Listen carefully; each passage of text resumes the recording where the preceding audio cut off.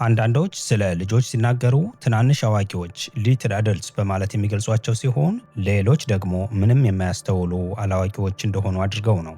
ነገር ግን ዝነኛው የስዊዘርላንድ ሳይኮሎጂስት ዦን ፒያዤ ይህ ስህተት መሆኑን አረጋግጧል። ፒያዤ ሕፃናትን የሚገልጻቸው የተለየ የማሰብ መንገድ ያላቸው ሳይንቲስቶች በማለት ነው። ጤና ይስጥልኝ። እኛም ዛሬ የምንመለከተው ስለነዚህ በተለየ መንገድ ስለሚያስቡት ሳይንቲስቶችና በፒያዤ ቲዮሪ ስለተመለከቱት 4 የአእምሮ እድገት ደረጃዎች ነው። እስከ ዝግጅቱ መጨረሻ አብራችሁን ቆዩ።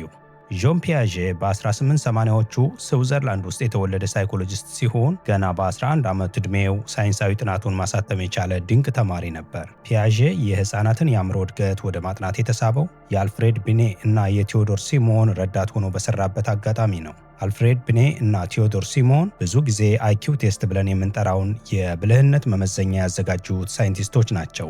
የፒያዤ የአእምሮ እድገት ቲዮሪ የልጆች አስተሳሰብ ችሎታ በ4 ዋና ዋና ደረጃዎች እየዳበረ እንደሚሄድ ያስረዳል። በእያንዳንዱ የእድገት እርከን ልጆች በዙሪያቸው ያለውን ዓለም የሚረዱበትና ከሁኔታዎች ጋር የሚገናኙበት አዲስ ብልሃት ያዳብራሉ። እነዚህ ደረጃዎች የአእምሮ እድገት ከጨቅላነት ጊዜ ቀላል የሰውነት ምላሾች ተነስተው በጉርምስናና ከዚያ በኋላ እስከሚታየው ጥልቅ እና ረቂቅ አመክንዮ ሪዝኒንግ ድረስ ያለውን ሂደት ያሳያሉ። ፒያዤ 4ቱን ዋና ዋና ደረጃዎች ሴንሰሪ ሞተር፣ ፕሪ ኦፕሬሽናል፣ ኮንክሪት ኦፕሬሽናል እና ፎርማል ኦፕሬሽናል ብሎ ይከፋፍላቸዋል። እያንዳንዳቸውን ደረጃዎች በጥልቀት እንመልከታቸው። የፒያዤ ንድፈ ሐሳብ የመጀመሪያው ደረጃ ሴንሰሪ ሞተር ስቴጅ ይባላል። ይህ የእድገት ደረጃ ከልደት ጀምሮ እስከ 2 ዓመት ያለውን ጊዜ የሚሸፍን ሲሆን በሕፃናት እድገት ውስጥ እጅግ መሠረታዊው ምዕራፍ ነው። ከስያሜው መረዳት እንደሚቻለው በዚህ ደረጃ ሕፃናት ዓለምን የሚረዱት በሁለት ነገሮች ብቻ ነው፤ በስሜት ሕዋሳቶቻቸውና በአካላዊ እንቅስቃሴዎቻቸው። ፒያዤ ይህንን ደረጃ በ6 ንዑስ ክፍሎች ከፋፍሎታል። ይህ ምዕራፍ በሕፃናት እድገት ላይ በጣም መሠረታዊ በመሆኑ እያንዳንዳቸውን ንዑስ ክፍሎች በምሳሌ አስደግፈን እንመልከታቸው። ሕፃናት ከተወለዱ ጀምሮ እስከ 1 ወር ባለው ጊዜ ዓለምን የሚረዱት በተፈጥሮ በታደሏቸው ስጦታዎቻቸው ነው። ለምሳሌ የሕፃናትን ከንፈር ስንነካ ወዲያውኑ መጥባት ይጀምራሉ። እጃቸው ላይ አንድ ነገር ስናስቀምጥም ጠበቅ አድርገው ይይዛሉ። እነዚህ ድርጊቶች የታሰበባቸው ሳይሆኑ የተፈጥሮ ምላሾች ሪፍለክስ ናቸው።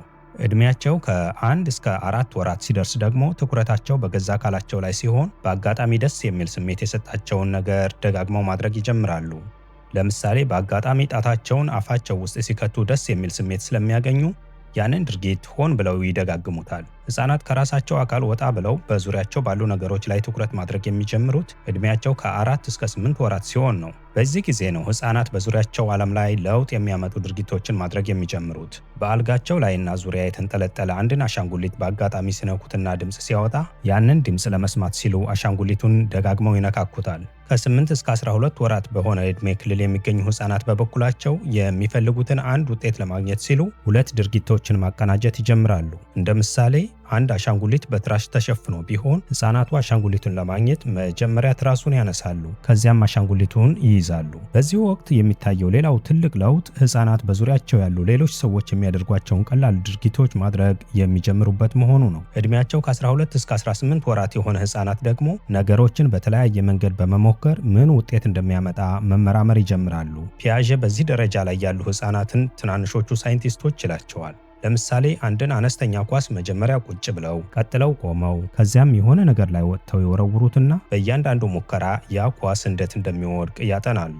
በሴንሰሪ ሞተር የመጨረሻው ደረጃ ሕፃናት ዕድሜያቸው ከ18 እስከ 24 ወራት ሲደርስ ማለት ነው፣ አንድን ነገር ለማግኘት የግድ በአካል መሞከር ሳያስፈልጋቸው በጭንቅላታቸው መፍትሄውን ማሰብ እንዲሁም መስሎ መጫወት ወይም ፕሪተንድ ፕሌይ ይጀምራሉ።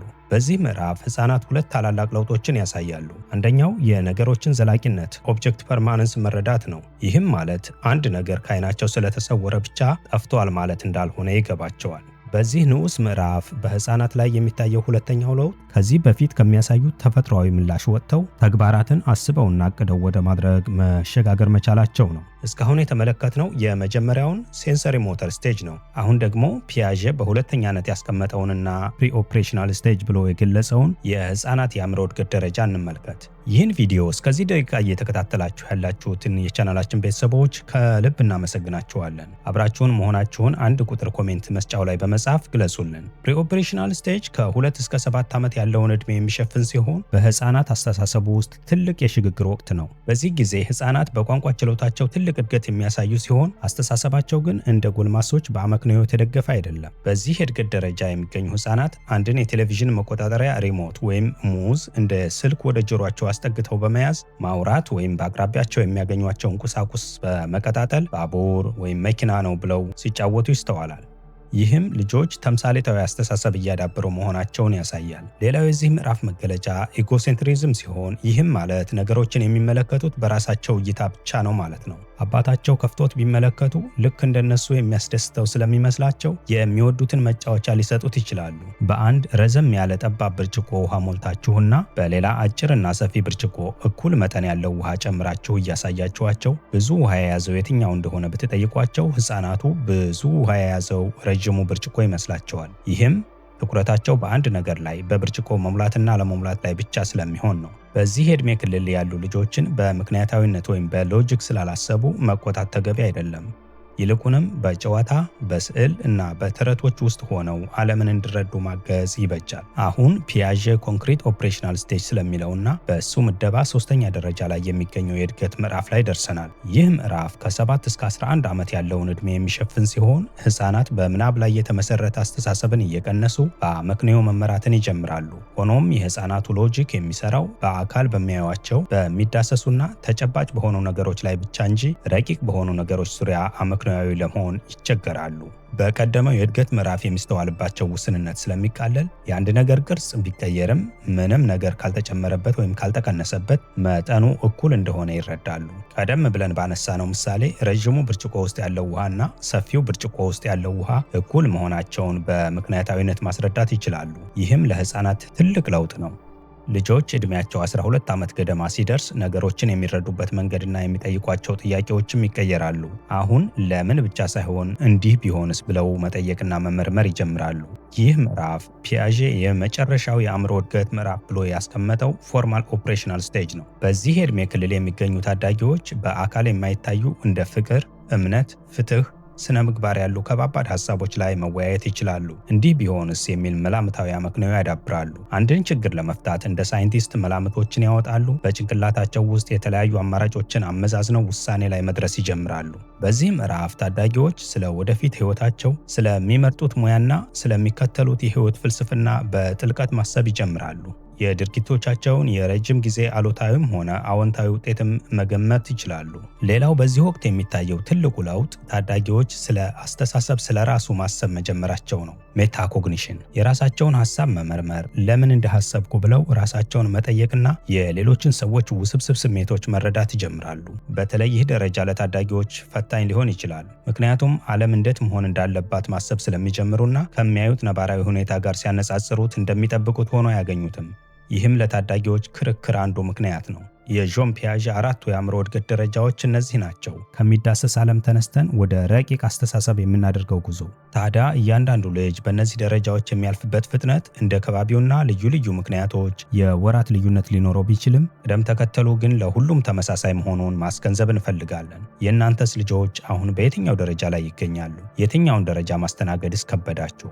ሐሳባችሁን ኮሜንት ላይ ልታሰፍሩልን ትችላላችሁ። ከዚህ ዝግጅት ያገኛችሁትን ቁም ነገርን ብትጽፉልን ደስ ይለናል።